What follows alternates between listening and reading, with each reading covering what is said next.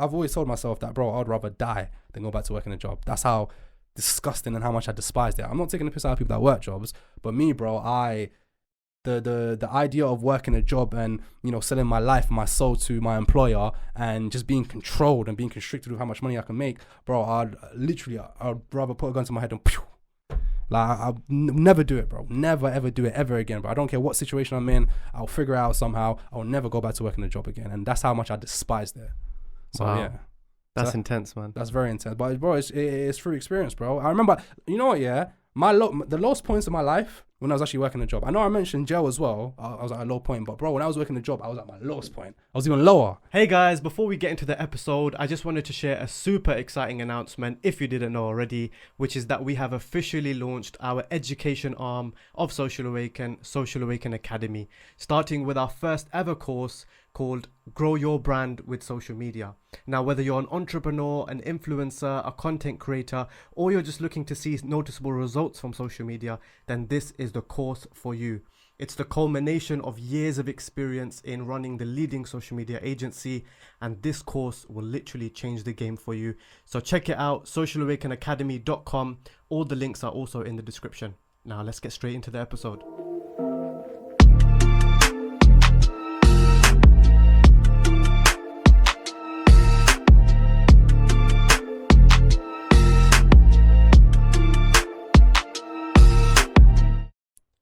Welcome to another episode of Recipe to Success. Today, not only is it a special one, but it's one that I'm proud of. It's one that's close to my heart because the young man across the table from me is someone I grew up with, and I'm seeing him after almost 15 years myself. So this is not only a podcast, but just a catch up and a conversation, and it's going to be nice and natural. Yousef, how's it going? It's going very well, my brother. How's it going? You all right? Good.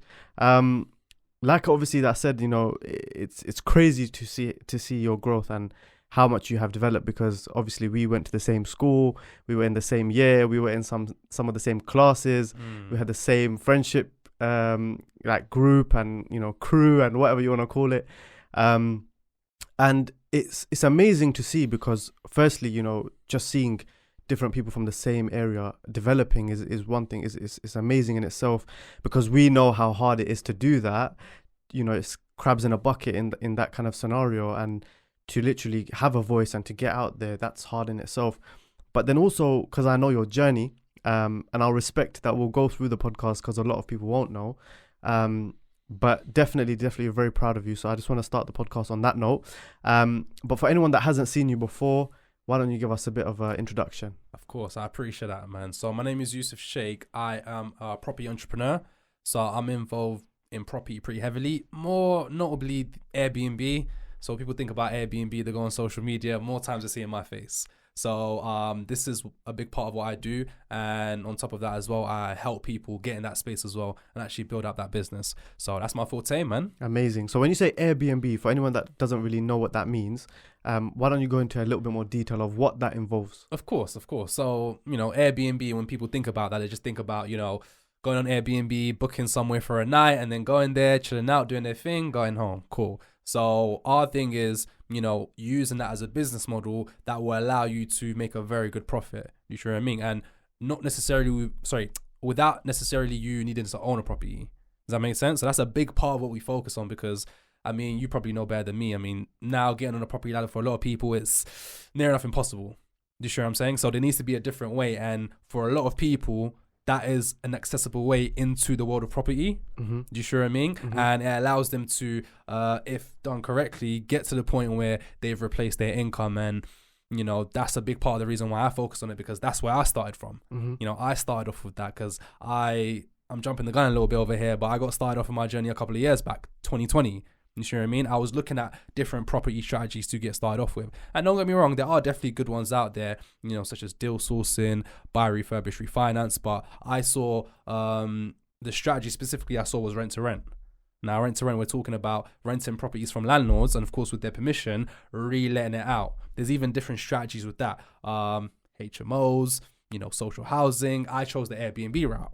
You sure what I mean? And that was my come up, man. I saw how it was able to change things for myself, and that's a big part of the reason why, you know, I'm pushing it out there for a lot of people to do the same. So in America they call it Airbnb arbitrage, right? Airbnb arbitrage. And in the UK we call it rent to rent. Exactly. So I know you went into a little bit of detail there, but just let's break it down for the absolute layman person of they've never heard of this concept. The only concept that they've ever heard of is you buy a property, you get a mortgage, and you go down the general route.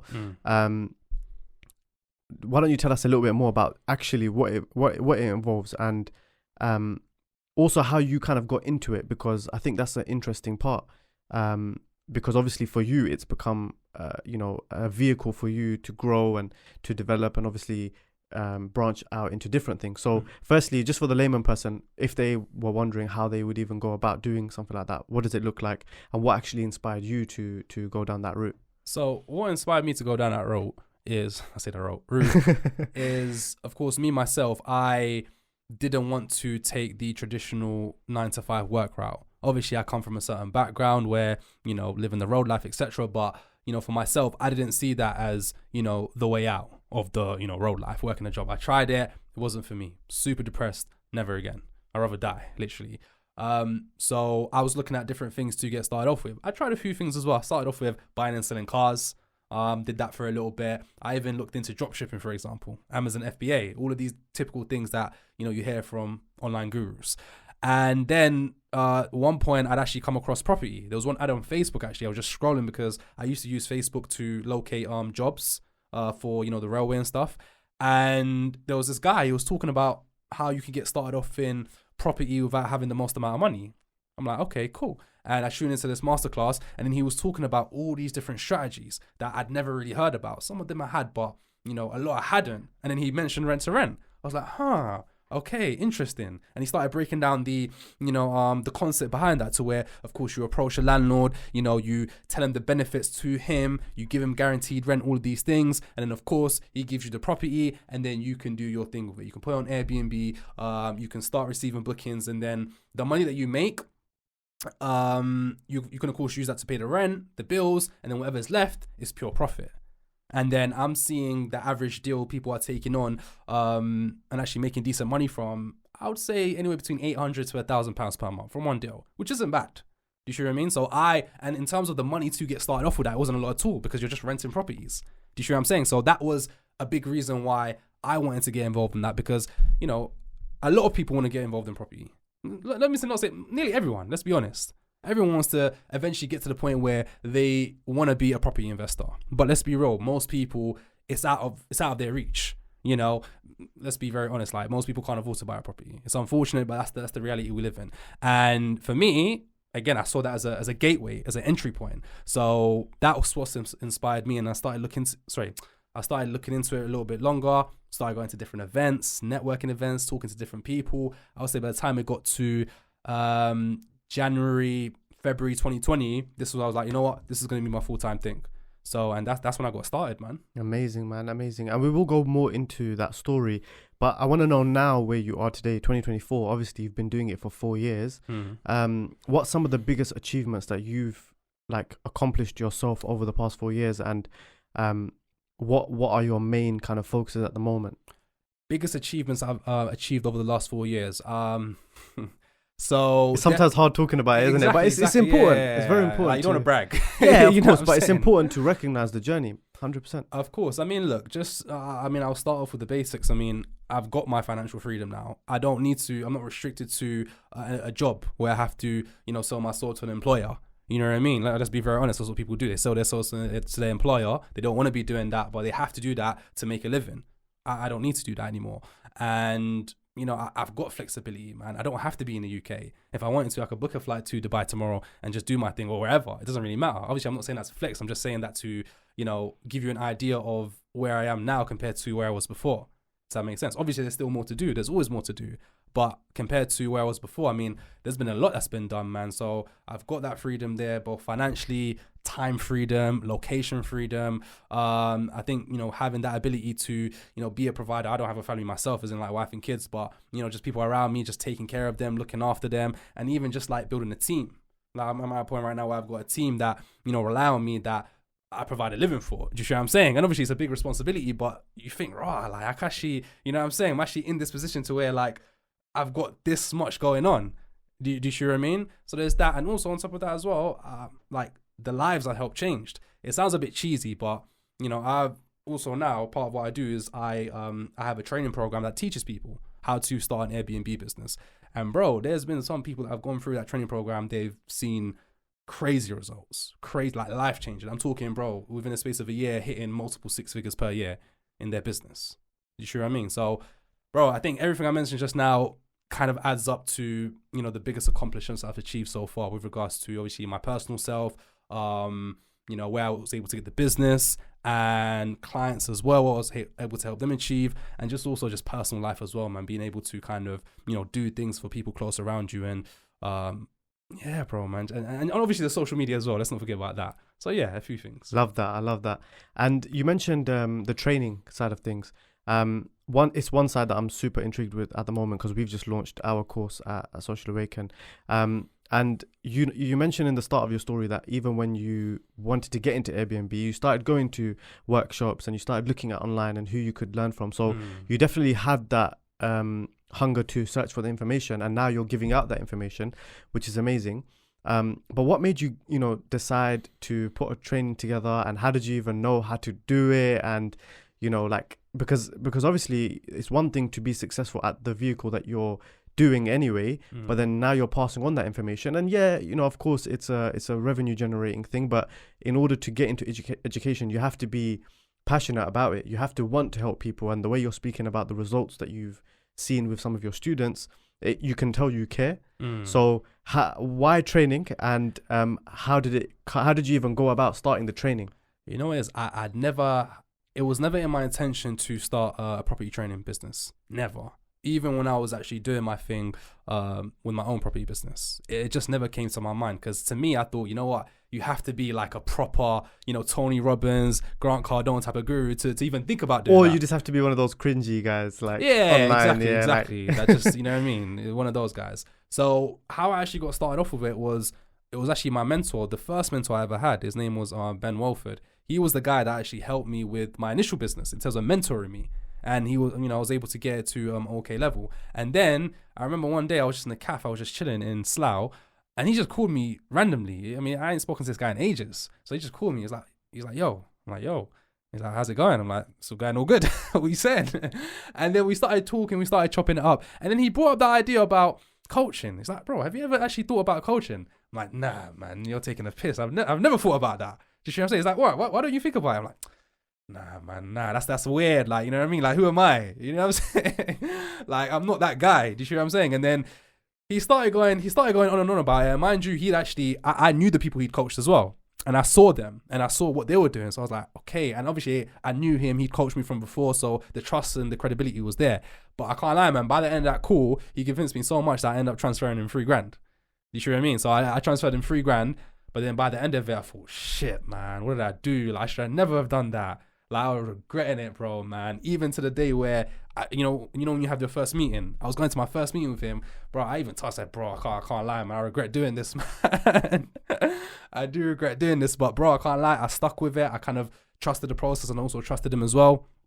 And it didn't kick off straight away. The coaching definitely didn't kick off straight away. It took, when did I get started off with the coaching? Probably like November 2021. Yeah, November 2021. And then I'll say I probably landed my first client in late December. So I mean, I say it didn't kick off straight away, but that was my first client. And then after that, I probably started getting more and more clients probably towards like February times, and it just slowly started picking up from there. And yeah, man, I guess people kind of, they kind of messed with it, man. They kind of liked what they saw and they wanted to jump on board, man. So initially how I got started off with the coaching, it was actually someone else that pushed me to do it. It wasn't actually my idea. So, and then, yeah, man, from here to now, probably one of the best decisions I've ever made, man, if I'm being honest with you. And sometimes you need that. You need someone to sometimes inspire you, give you ideas, and, it's down to you to execute it. Because I always say, like, ideas are worth one thing, but without the execution, it means nothing. So it's amazing that you're crediting them, but, definitely they gave you the idea, but then you had to run with it, right? No, 100%. It's their accountability as well. Because you could, a lot of people want to do something and they set their mind to do it, but they ain't got no one there, like, holding them accountable. You sure what I mean? So they're just like, they slack. And that's with a lot of people, bro. I mean, I've even done that with certain things as well. You sure what I mean? So definitely having that accountability there and just having someone, yeah, bro, just by your corner, man. And obviously, it's all down to you. Don't get me wrong, to put in the work, but yeah, man, I just feel like having someone by your side just to kind of, you know, give you that extra push. Because don't get me wrong, but the information is out there. Like, information isn't the problem. A lack of information isn't the problem. Not anymore. Not anymore, bro. All the information is out there. But why do people, you know, pay for courses? Why do people join mentorship programs? Like, why? If all the information is out there, a big part of it is actually the accountability. You sure what I'm saying? Because they know, like, oh shit, like, I paid for this. I got this guy. He's gonna be on my case if I don't do it, so I got to do it. It's the same way with personal trainers. It's exactly the same. It's exactly the same. They'll be screaming in your face. You sure what I mean? And that's like, yeah, bro, man. That's a big part of why a lot of people. I mean, probably not why people consciously choose to do it. They just think, oh, I need to learn from this and that. I need to work with him one-to-one. But I think subconsciously, it is a big part of the reason why people choose the mentoring route rather than just, you know, absorbing the free information out there. Love that. And I want to go back a bit. We'll come back to present day. Obviously, knowing your story myself, I think it's super, super interesting to start right from the beginning. When I say right from the beginning, I mean literally infancy, childhood, because, you know, I think you had a lot of challenges as well, right, in growing up. And the thing that I want to kind of see is you have that persistency, you have that growth, you have that hunger. It must have stemmed from somewhere. So let's talk about toddler Yousef. Go back as far as you can remember. Like, I want to talk about the start. The very start. Oh wow. Okay. Growing up, how was life? Bro, life was good growing up, man. I can't lie to you, man. I was very fortunate enough not to come from like a broken home or a single family household. A single parent household. And you know, I was very like, I actually had a very good upbringing, man, compared to a lot of my peers and a lot of the friends I was around. Do you see what I'm saying? I had both my parents there. They were together. They were very loving, very caring. I had a big family. I was the youngest in my family. I had about 7 older brothers and 1 older sister. And I was like, I almost had like a silver spoon in my mouth. Like, anything I needed, I would get it. And it was just, I was a bit spoiled. Were you the youngest sibling? I was the youngest sibling. Yeah, so I was a bit spoiled growing up, bro. I can't lie to you, man. I didn't really need to do much, and I'd get what I'd want. Do you see what I'm saying? So, bro, I can't lie, man. Coming up, life was, I definitely had, the good side of it. But at the same time, bro, for me, I was always fascinated by, you know, the road life. Do you see what I'm saying? I was always fascinated by, you know, what comes with that. Because, bro, I had very close people around me, even certain family members that were a part of that and that were doing big things in that space. And other people would come tell me, it's like, oh, bro, this, you know, your family member is doing this and that. I'm like, oh, no, man. You know what I mean? So, it was... You wanted to be that guy? Yeah, it was inspiring. Do you see what I'm saying? It was very, very inspiring. So, from a young age, bro, I was fascinated by that. You see what I'm saying? And, you know, this was probably like, what?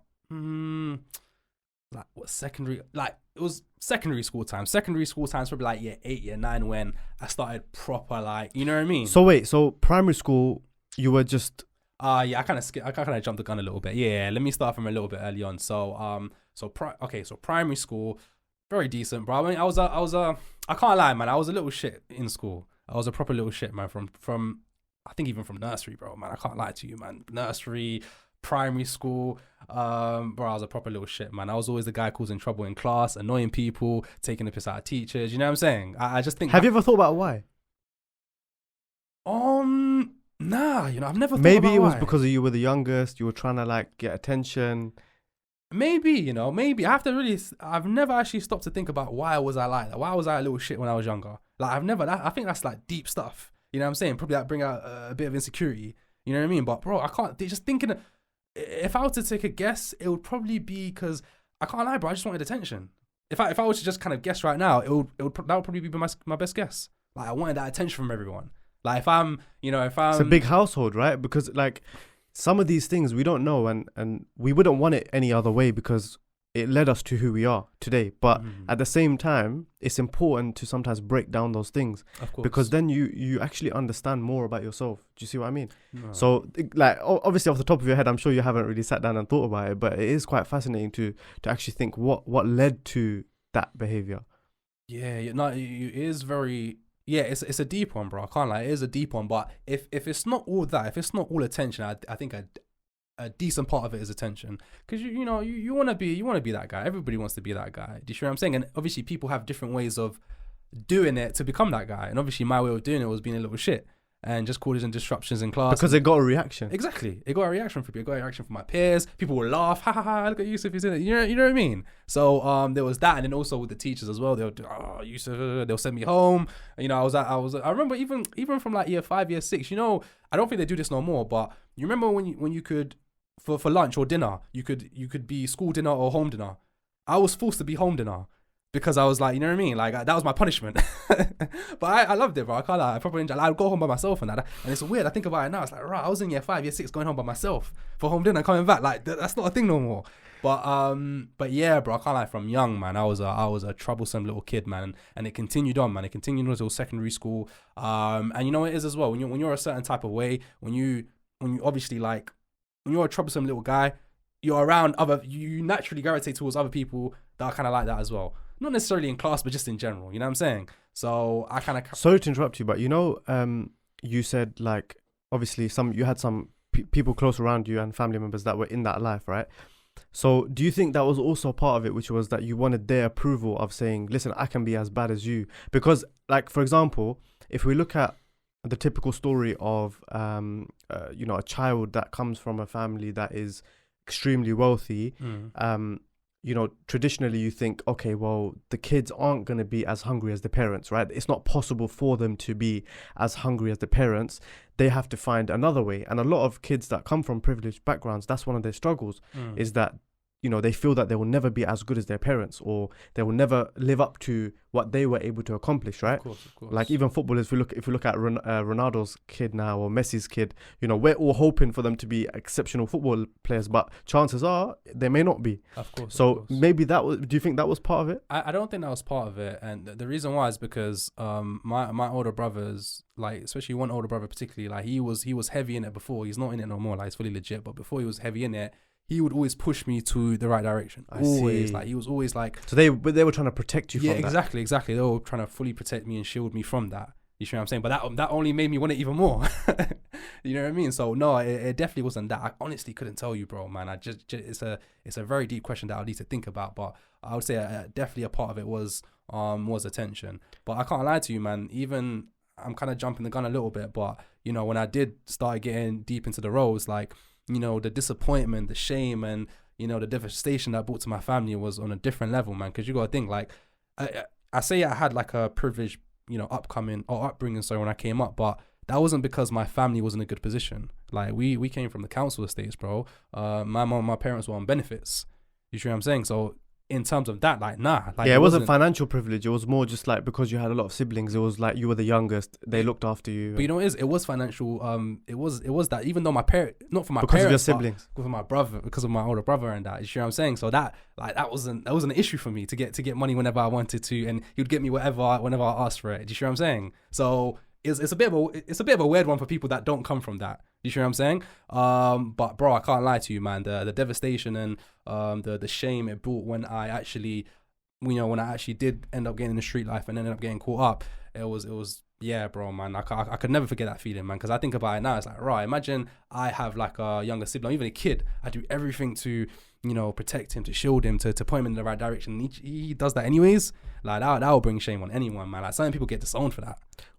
What age would you say you started becoming knee deep in it? Because I know you were always in and out of things, trying things and doing things, but yeah.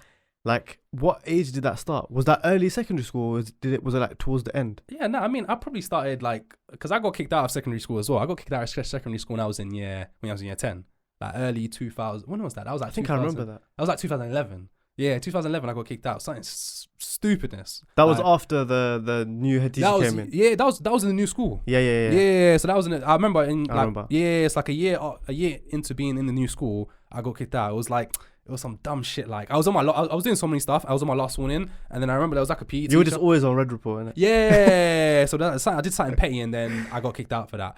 I got sent to PRU for that. Yes. People throw you there. But I can't lie. I would say probably like what year 9, year 10. I started selling weed.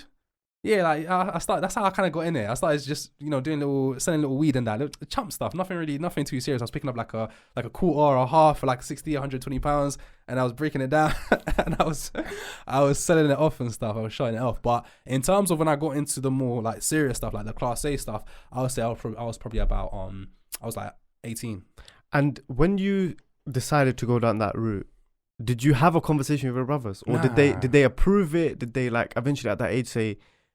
Did they say anything? They know. They didn't know. No, I kept it a secret. But like, it's a small place. Like, did no one come and say, "Oh, by the way, have you seen what he's doing?" Because obviously I made sure to keep it a secret. I made sure that they didn't know, man. They didn't know. They would have been like, you mad? Like they would have probably boxed me up, man. I swear to God. So I kept it a secret, man. I kept all of that a secret from them. At that time, what was the motivation? Was it just that this is all you know and you just want to be rich, or was it?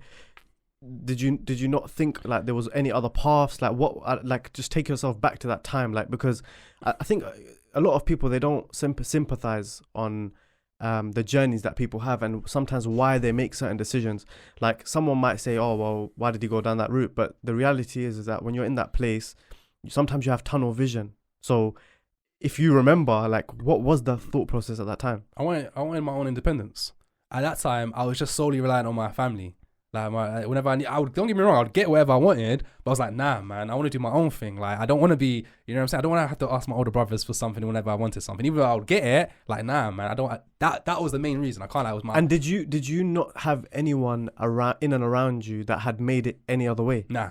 Literally everyone that I could see and that was around me, the ones that had made it, including family members, like that were making big money, they were on the roads.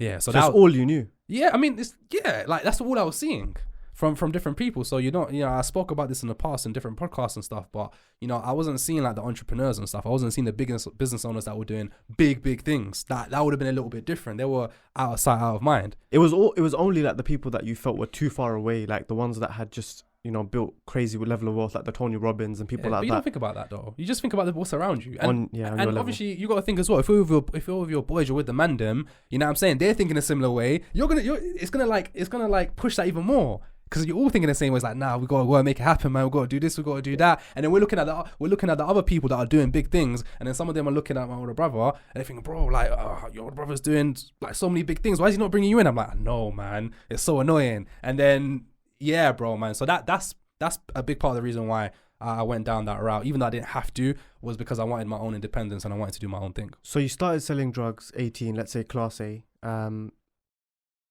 Was it gang culture involved in that as well, or was it just you were just selling your drugs and that was it? Nah, I was never involved in gangs, bro. I was never involved. Don't get me wrong. I was affiliated, as in like people around me, like they were in like gangs. They were like knee deep in that stuff.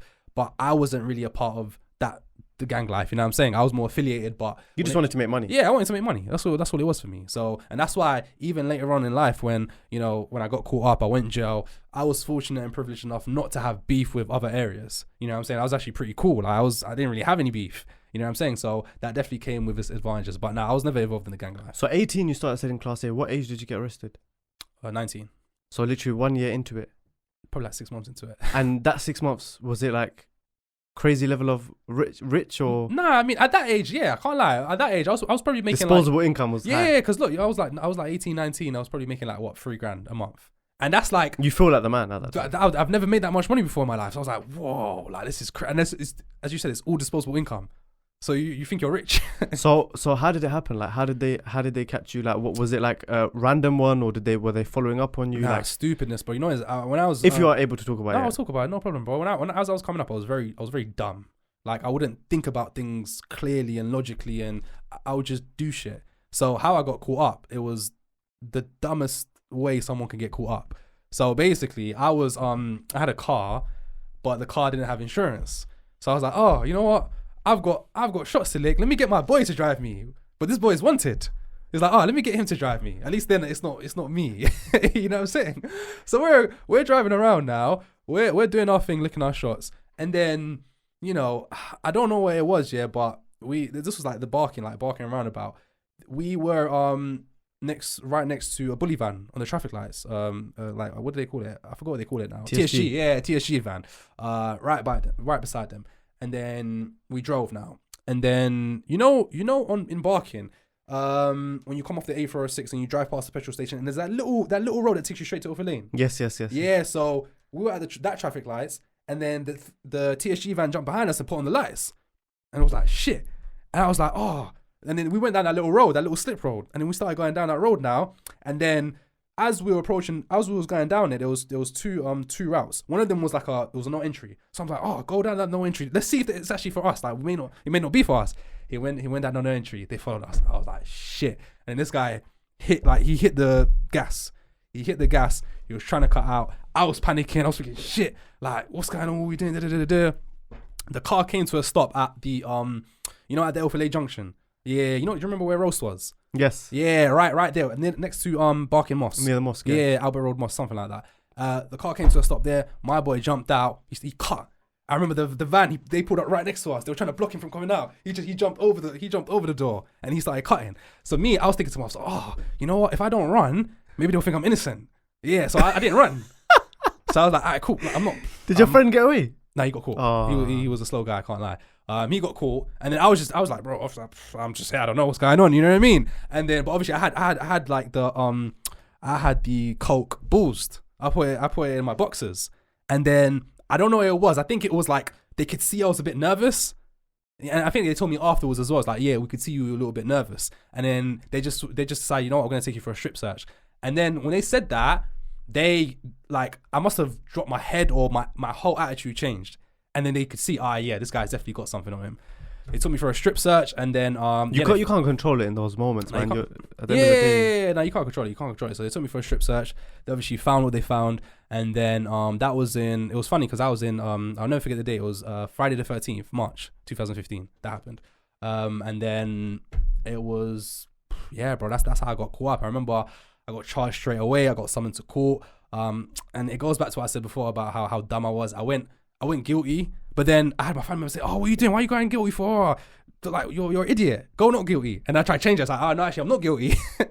And then the court was like, wait, hold on. You said you were guilty. Now you're saying you're not guilty. What? Like, you can't do that. That's kind of weird. And then, afterwards, I was just, obviously for me, I remember as well, what's crazy as well? I remember I was sitting in my solicitor's office, yeah, my brother was there. He was talking to my solicitors, and then he was asking, right, like, what's he looking at? He's like, I can't lie, man. He's looking at around 3 years, like, in jail. And I can't lie. I remember at that time, I kind of just shed a little tear, man, because I'd never been jail before. Do you know what I mean? And that was like a first crime, right? It wasn't my first crime, but it was my first serious crime. It was like I've been arrested before, but for petty stuff, for weed, you know what I mean? Just dumb stuff like that. But that was class A. That was my first serious crime. You know what I mean? And then I'm getting I've never been jailed before, and I'm getting 3 years. I can't lie, man. I shed a little tear, man. And then I remember my probably a couple of days after that, my brother, he actually had a conversation with me, and he started talking about, why don't you just think about having a fresh start somewhere outside the country? And then it sounded a bit appealing to me because I didn't want to go to jail. And at that time, I had my sister. She was with her family. She was living in Egypt. She was taking her kids to school there because obviously she wanted more of the traditional Islamic way of doing things with her kids. So I was like, you know what, I'm down, man, because I didn't want to go to jail. So I actually left the country. It was November 2015. Left the country. I can't lie. When I left the country, but I was relieved. I was like, wow, I'm not going to jail. This is amazing. And I had plans out there, bro. I was going to go uni, you know what I'm saying? And my the people, my family members, they were going to pay for my university. They had me differently, bro. And it wasn't cheap out there. So I was there for a bit. I was there for 8 months, I would say. And before I just you know what, nah, man, this isn't for me type of thing, man. Then I decided to come back, man. And then I came, I booked my ticket. I flew back into the country, obviously knowing that I was wanted. I can't lie. I knew I was wanted, but I didn't know how they were going to arrest me. I didn't know if it was going to be on the airplane. I didn't know if they was going to wait for me to come out the airport and then arrest me. So I was like, let me just do whatever. Wow, that's something out of a movie. Yeah, I swear to God, bro, man. So, but I knew it was going to happen. I knew I was going in jail. I just knew it. Guys, just to interrupt the episode, I just want to remind you that Social Awaken Academy has officially launched, starting with our first course, Grow Your Brand with Social Media. This course is something I'm really, really excited about because I've literally put all my knowledge and expertise that I've learned over the years into this course, as well as my expert team. So you definitely need to check it out, socialawakenacademy.com. All the links are also in the description. So, bought my ticket. What was it? 31st of August 2016. That was my flight. Took my flight from Egypt and Cairo. Went straight to London. When the flight landed in Heathrow Airport, you know how it is, like when the flight lands, plane stops, everybody gets up, they get their stuff from the overhead compartment and all of that stuff. Well, that happened, but then guess what? A couple of minutes after that happened, the captain, he gets on the speakerphone and says, "Oh, everybody sit down." Like, I'd never heard that happen before, bro. Never. I was like, bruv, this is the reason why, and I know why they're saying that, innit? And then we're waiting for a good couple of minutes later, probably like 3-4 minutes later, and the captain gets back on the phone. He says, Yusuf Sheikh, please identify yourself. Yusuf Sheikh, identify yourself immediately. Obviously, that's me. Wow. So I was like, hey, yeah, that's me. And I kind of like, I stood up, and then there were two feds, police officers at the front waiting for me. And then he just told me, yeah, come to the front. And then, bro, I just remember there was so many people looking at me, man. They were just staring at me. I'm thinking, bro, this is so embarrassing, man. So I remember I was walking down the aisle. I was just walking with my head down because I felt so embarrassed. I didn't want to look at anyone. But yeah, that's I actually got arrested on the airplane, and then they took me straight out. I can't lie, that was the quickest time. It took me the quickest to check out the airport that time. That was the only good thing about it. Literally, out. Fast track.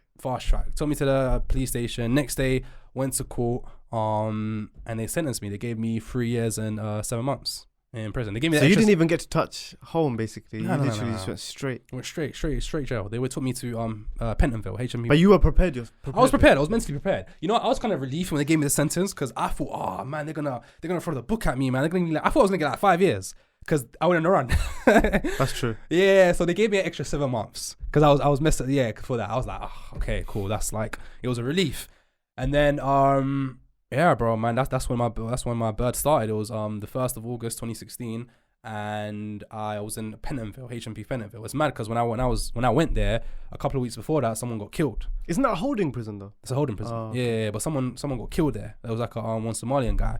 Wow. So inside the prison. Inside the prison, he got stabbed up. Wow. Yeah. So tensions were pretty high, but I kind of liked it there, man, because you know what it is. Like I knew people. Like there was people that I knew on the roads, and then there were a lot of people in there that knew my brothers. So I was like, yeah, like I'm calm. This is calm. Like, and then you know what I'm saying, people had weed. You know what I'm saying, and I could use people's phones and that. I was calm. So when they come, they eventually shipped me out, took me to another jail. I was devastated. I was like, I was there for 2 weeks, and they took me to Feltham. That was like a younger prison, basically between 18 to 21 year olds. And then I spent I was there for like 18 months, and after that they took me to Brixton, served the last 4 months, and then I came out in I think it was around the 2nd of June 2018. Luckily they didn't ship you out like crazy places, isn't it? Nah, no, that was local. They kept you pretty London. Yeah, I was local, man. I mean, if I done something mad and I got like 10, 15 years, then yeah, they would have sent me out there. But because I only got a couple of years, they kept me local. Wow, man. So, you know, during that prison time, what a story, by the way. Like, that's a very, very good story. I saw it like a movie in my head, and the way you broke it down was really good. When you were in prison, what was your mindset at that time? Was it, I'm going to go back to the roads? Was it that I need to come out and find another way? Like, were you well behaved? Were you reading? Like, what changed in that time? So I can't lie, bro. When I was in prison, I wasn't really getting into trouble like that, man. I was pretty well behaved. Don't get me wrong, there was odd occasions where I got into like beef and fights and stuff. But how many fights? I probably got into like 3 fights. That was more towards the end, though. I can't lie. That was more towards the end. Because obviously you go to a new jail and then, you know, things happen. But even when I was in Feltham, the whole 18 months, I was in 2 fights. That whole 18 months. And one of them, it wasn't even, I was backing someone. Like there was 2 guys, they came in, they had like a brick, and one of them had like a pipe, and they were going to attack one of my boys. So I was like, I got to help him. You know what I mean? So, but throughout that whole time, I was pretty well behaved, bro, man. In terms of my mindset, I can't lie, man. I was at a very, very low point at one point, man. Probably like 2017 times. Yeah, man, I was super depressed, super low. Yeah, man, I remember that, to be fair. I do remember that. But in terms of the plans that I had when I came out, I'm trying to think about it now, but I definitely, you know, in my head I was thinking, nah, man, this can't be it. Like, this can't be the way. Like, something needs to change. Something needs to give way. Do you see what I'm saying? So that was kind of the plan I had when I came out, that I had to change, basically. But in terms of my experience, I can't lie to you, bro, it wasn't that bad. Like, my experience in jail, because some people that haven't been in jail, they think, oh my gosh, like, it's mad. You know what I'm saying? You're in front of mad people. You know what I'm saying? There's things happening all the time. Don't get me wrong. Like, for me, because I didn't have beef with other areas, I was like, automatically I was in the clear. You know what I'm saying? I didn't have no problems. But not only that as well, I was just calm. But you know what it is? Like, if if people can see that, okay, he's a solid guy, he's calm, like he's not a dickhead, you know what I'm saying? Then you're cool. Even if you are a dickhead, to be fair, people won't bother. They'll just let you do your thing. There may be some people that'll try it on you, but more times people just like, it's a waste, man, just leave him, innit? But yeah, like it's like there was that mutual respect. We'll be like, alright, cool, this guy, he's cool, he's man them, you know what I'm saying? And it was that, bro, man. So I actually like that, man, you know what I'm saying? I met a lot of good people from jail that I still keep in touch with to this day, man. So I met a lot of solid people, man. So overall, yeah, pretty shitty experience. I don't recommend it, but you know what I'm saying? Like it did definitely have its positives and the silver linings too. I think there's a lot of people out there that have become successful after going to jail. And it was less common back in the days because there was less avenues for you to then come out and actually do things. But it does take a testament to your character, and obviously, you know, it's a journey of discovering yourself and realizing that, you know, you don't want to go down that path again. So when you came out, what did you say it was 16th of August? Nah. I came out on like it was like the 2nd of June. 2nd of June. Yeah. And what year was that? 18. Yeah. So 2nd of June 2018. What happens? Oh, bro, man. You know, I got released early. You know, it's great. I was supposed to come out on the 17th of May 2018. I had that date ingrained in my brain for the whole 2 years. But then I got into a fight later on, and then they gave me extra days. I think they gave me like an extra a month or something. So it's like, ugh, whatever. And then it was like it was just so random, bro. They just came to my cell one day. It's like, oh yeah, Yusuf, you're going home. I'm like, what the fuck? Like, nah, you're trolling me. Like, nah, you're going to pack your stuff. Like, what the fuck? But it made sense though, because the jails were like, it was getting pretty full, and that was like a holding jail as well, and they were bringing more people. So I was like, all right, cool, this guy, he's only doing extra days now, we might as well just let him go early and that. So bruh, I can't lie, man. When I hit those gates, bro, it was a different feeling, man. I was like, I felt so weird, bro, man. I can't explain the feeling, bro. I can't explain the feeling of walking outside for the first time after you've been trapped in a cage for so long. Like, it was an unreal feeling. Like, I remember I took the train. Like, I was in Brixton, HMP Brixton. I come out, I walked to the train station. I took the train. When I was on the train, I'm thinking, bruv, this is mad. Like, I'm on a train. And I went to Ilford. I had to go straight to my probation officer. I went straight to her, chopped it up with her. And then my brother, I called him, like, oh, you know, I come out. He come straight there. He collected me. I went to my family. Obviously, it was a reunion. It was happy times.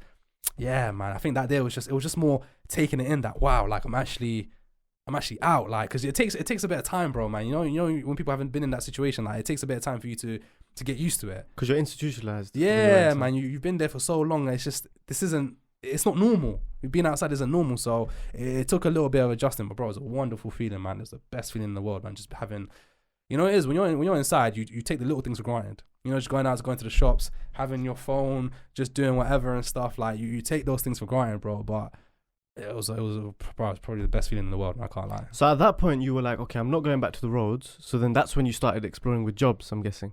Yeah, you know what? Yeah, I started looking at different jobs and that. So I got into construction because they were taught. You know, I did a few workshops in jail around construction and stuff. So I got involved with that a little bit, and I hated it so much. It was disgusting. I despised it. And then I started doing, like, I think they were like, you know, like when people go to events, so you know, the people that actually set up those events. I was doing that. They're called crewing. I was doing that for a bit as well. I, again, hated it, despised it. I thought it was very disgusting. So, you know what it is? I was bouncing around between different jobs. I would not be in a job for more than like a couple of months. You know what I'm saying? I was that guy. But I can't lie, bro. There was one job I had. It was the best job in my life, bro. Best job in my life. And this was 2019.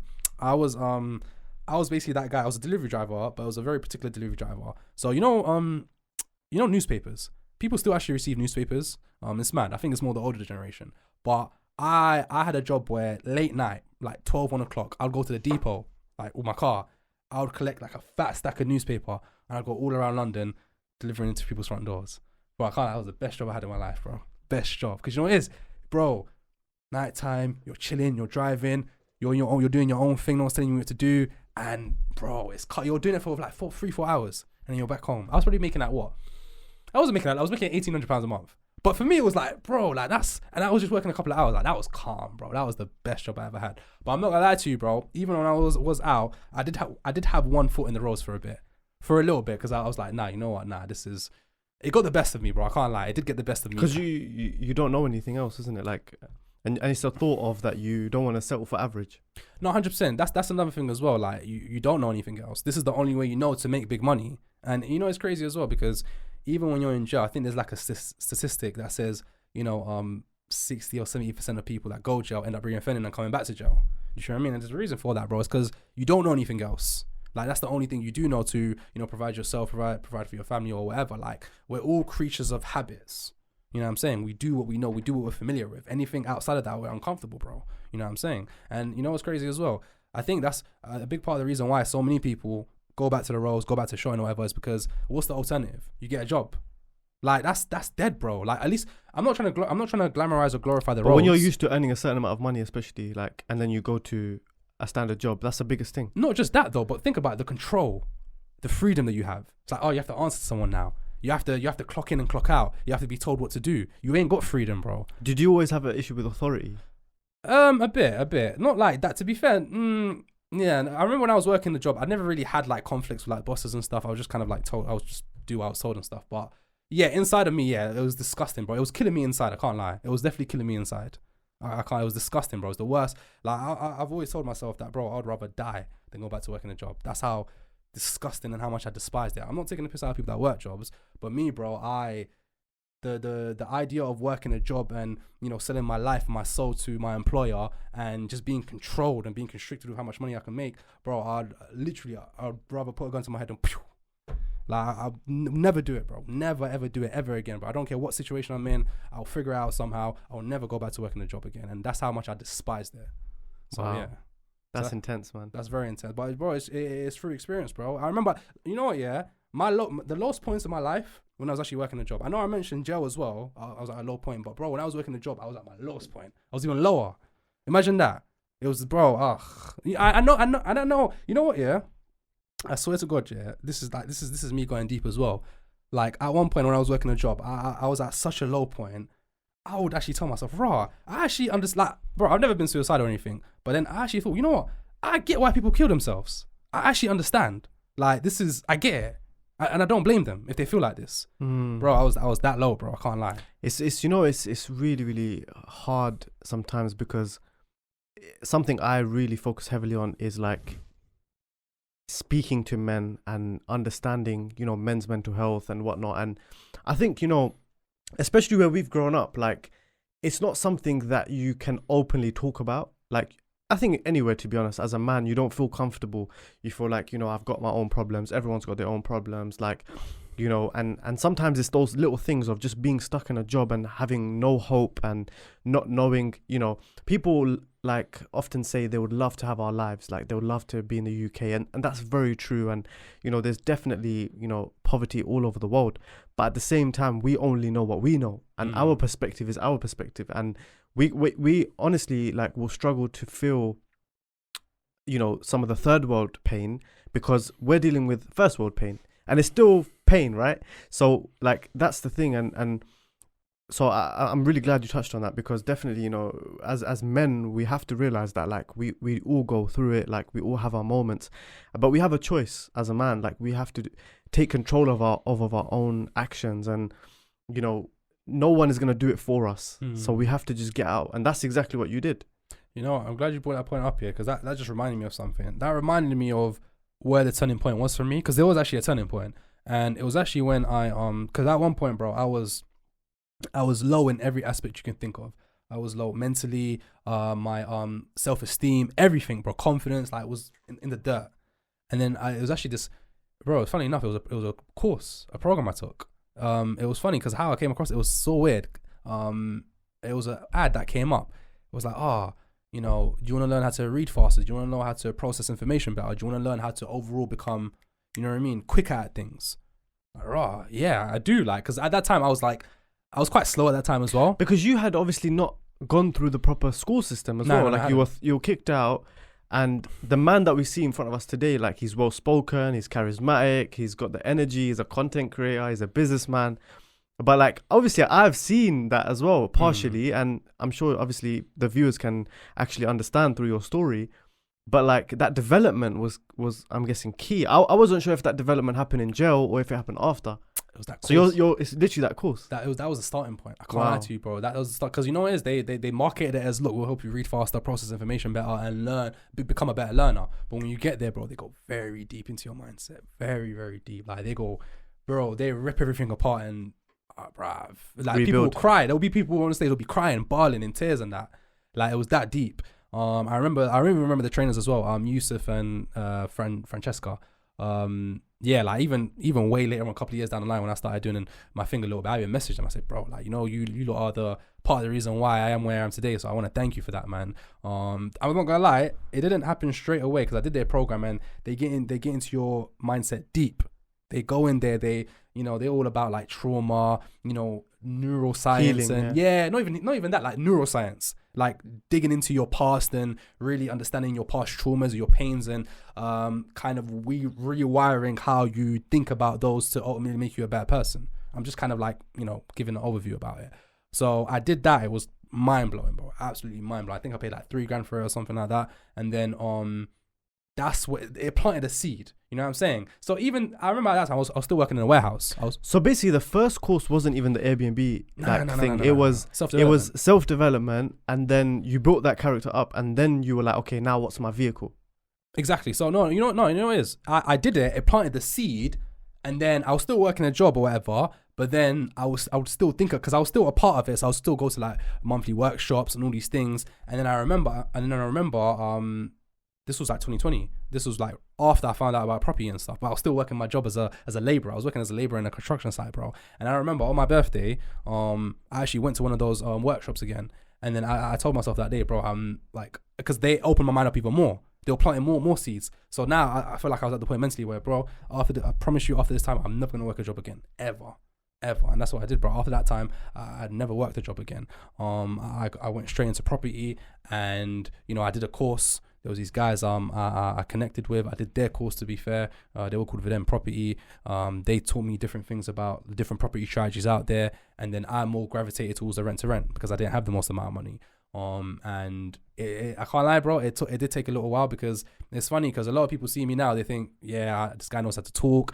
He's got the gift of the gab. But bro, when I started, it was not like that, bro. I couldn't talk to people. When you're only around a certain group of people, you can only talk to those people. But anyone outside of that, you find it hard to talk and communicate with them. I was that guy. I was socially awkward, bro. I could not talk to most people. So, bro, I put myself on my comfort zone like crazy, because I had to call landlords, I had to call estate agents. I probably spent a good 6 months calling probably like close to 1,000 landlords and estate agents. Nowhere. I got nowhere, bro. Mind you, I was doing that full time. That's how bad I was, bro. But eventually, I got together with this one landlord, bro, and I was able to make it work with him. And this was in June 2020, and this was literally at the height of lockdown. So that's how I got started, bro, man, and that's how I got my foot in the game. The rest is history. There's a couple of things I want to go a little bit deeper into, which is, what do you think is required? I mean, obviously we learned a lot of gems from your story, but what do you think is required for you to make that jump? Because there is no one better than to give that first-hand experience of making that jump. Some people, they end up in the road life, and then other people have different challenges, but regardless, the point is the same, of actually being rock bottom and deciding to do something about it, and then pushing through to the other side. And one of the things that I'm super focused on at the moment is endurance, because people don't really speak about that enough, which is in business, sometimes it's just about how long you can go for, rather than, overnight success, in my opinion, doesn't exist. There's so much dark times that you have to go through in order to even get your foot anywhere in business. Of course. And you're definitely passing on that wisdom and stuff. But for example, when you said making those calls and stuff, that's an anxious moment. It's hard. It's not easy, picking up the phone, being resilient, being persistent. So if you could basically, let's say, write down a recipe to success ultimately, what would you say are the key points that allowed you to make that jump? And not only the jump, but rather the consistency and actually pushing through. No, 100%. There's a few things. I think one of the biggest things was definitely my it sounds a bit cheesy and cliche, but the strong desire I had to make it work. Because going back to what I said before, bro, working a job for me, I didn't have that as an option on the table. I despised that. There was no other way I was gonna make it work. I didn't want to go back to the road life. I didn't want to go back to jail, and I was not gonna work a job. So it's I think it was a saying from one of these books or something, but when they talk about how you have to burn the ships behind you, and there's nothing else to do now. So now you have to fight with your life. that's what I did, bro. I literally fought all my life. Was it fight or flight? Fight or flight, yeah, fight or flight or something like that. I had to fight all my life, bro, because it was either that or die. You know what I'm saying? And that's what I did. So I think that's a big part of what actually allowed me to be consistent with it. Because that's the thing, bro. People, they get started off in business. Yeah, they feel excited. There's some momentum. But then when you face the hardship, when you actually face the reality of what actually comes with it, then you think, rah, like, you know what I'm saying? And it takes a lot to keep you pushing.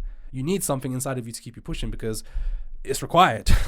It's definitely required. So that's definitely a big part of what allowed me to stay pushing with it. Was the deep desire I had to actually make it work. And not only that as well, you know what it is, bro? Like with me as well, where as I was growing up, I was never that guy. You know what I'm saying? Even though I was trying to be that guy, I was never that guy. I was always like a little side man. Really? I don't. I think I was. Like in terms of socially, anyways. Socially, like not like that people didn't rate me, but just like socially, I wasn't really like. You were more introverted. I was very introverted, bro. I was socially awkward. Yeah, that's true. You know what I'm saying? I never really had like don't get me wrong, I had friends. I get what you mean. But when we were in groups and that, I would be the guy on the side and that everybody would be. You know what I'm saying? Like you wouldn't notice if I'm. You weren't the loudest in the room. Exactly, I wasn't the loudest, but there's that. So I feel like I had a point to prove to myself that. Like, yeah, man, because like I come from being socially awkward and people just not having very low expectations of me. You know what I'm saying? It's like I kind of went to war with myself a little bit. You know what I'm saying? And yeah, bro, man. So, but aside from like, you know, the having that deep desire and going to war with yourself, I would say, you know, that's where it starts, bro, man. It starts from up here. It starts with your mindset, and it sounds cheesy. It sounds cliche. Oh, I've heard this before, whatever. But it's so true. It's cliche. It's a cliche and it's cheesy because it's true. You know, that's where it starts. That's the foundation. Because the thing is, most people that are living ordinary lives, average lives or whatever, they've been programmed a certain way to think, bro. And then they've been programmed to look at people like us as, you know, oh, we got lucky, or oh, you know, yeah, you just got lucky. I swear to God. Because that most people, it doesn't happen to most people. So because it happened to you, obviously you got lucky. You know what I'm saying? It's true though. So there's that. I think luck and hard work meets at the same time. It does. I agree with that as well. But I think people, like your average Joe, won't see it like that. You know what it is? I think when you were even going down the Airbnb route or the rent-to-rent route, I'm sure you had naysayers. I'm sure you had so many people around you that would say, this is never going to work. And often that's the problem, is that people are not willing to jump. They're not willing to just go at it. And I understand, you know, whether it's they have responsibilities or they don't want to fail or whatever it may be, they don't want to lose their stability. But the hardest thing actually at that point is waking up every day saying, you know what, I'm going to be committed at this. I might not have anything to show for it. I might not even be making the money at the moment, but I believe in this and I'm going to push through myself.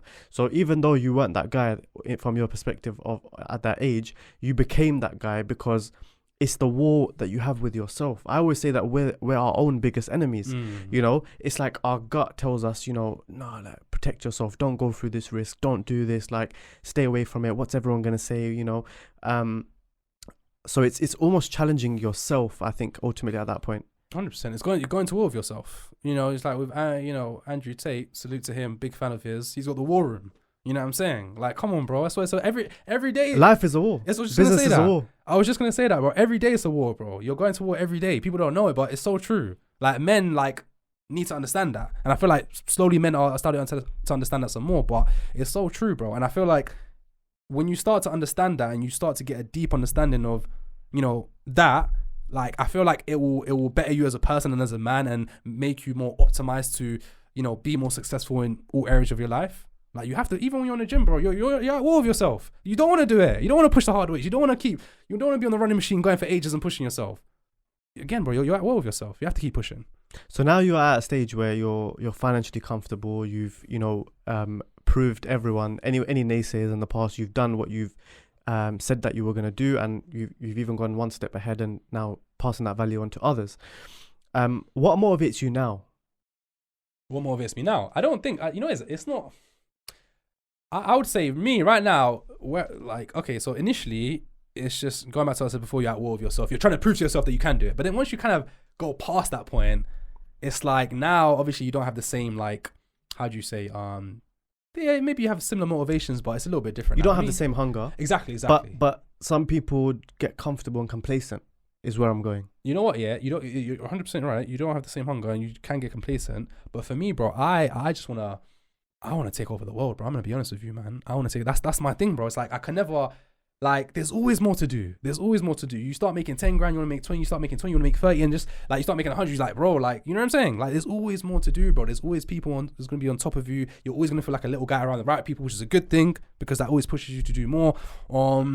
You have to be audacious. You have to be very audacious. You know, as you can probably agree with me as well, but as entrepreneurs, especially when you're at a certain point, like there's so many things that you want to do, but you have to contain yourself at the same time because you don't want to go out of control. You know what I'm saying? But you just got so many plans, bro, and that's kind of how I'm right now. But ultimately, bro, I just want to take over, bro. I got so many plans and, you know, so many big things I want to do, so many people I want to put on. Like, it's different, bro, man. It's different. So I think that's what motivates me. Like, the fact that I've still got so much to do and the fact that I know I could do it. That's what motivates me. The fact that I know I could do it. I swear to God, bro, it's weird, but, you know, I've got these plans. I know I can do it and I have to just keep pushing at it and eventually I'll get there. So that's what motivates me. Love that. And how do you, we spoke about accountability and being accountable, and you know, let's be honest, when you're working hard, you're making money and you're on that successful path, and even on that personal brand journey that you're on now, it comes with attention, which is what you maybe craved when you're younger, who knows? But you know, I think we all want that kind of that attention and that love. But you've got a lot of that, and it also comes with distractions, right? So it's not always easy when you've made a little bit of money, because now you can actually fall into so many different temptations. So how do you stay strong on that level of being consistent in your business journey, but also like kind of silencing the noise around you? Bro, it's not easy, man. It's not, bro. I had to learn from it, bro. I'd made some pretty big investments that I regret so much, man. So there's that. And maybe you have similar experiences or similar thought patterns, but there's that. And also, yeah, bro, it's, you know, it's bro, you have to, you know, it took a bit of time, because even when I did get to a certain point, I was getting distracted. I was getting pulled in different directions, because you think you're the guy, bro, because people say, oh yeah, you're the guy, bro, you're doing your thing, and you just get gassed, you know what I'm saying? And it gets to you a bit, and you get complacent. You are right, you do get complacent, but I think with myself, the thing is, I've kind of noticed it. So when you come from nothing, but then you start making money, you kind of go through a certain phase to where you think you're the guy, you go out, you spend, you go on holiday, you do whatever you want, basically. So I feel like for a lot of people, they have to kind of get that out of them. For me, I definitely have to get that out of me. But then once I did that, it was like, oh, okay, like, it's not as sweet as you thought it would be. It's not sweet, it's dead.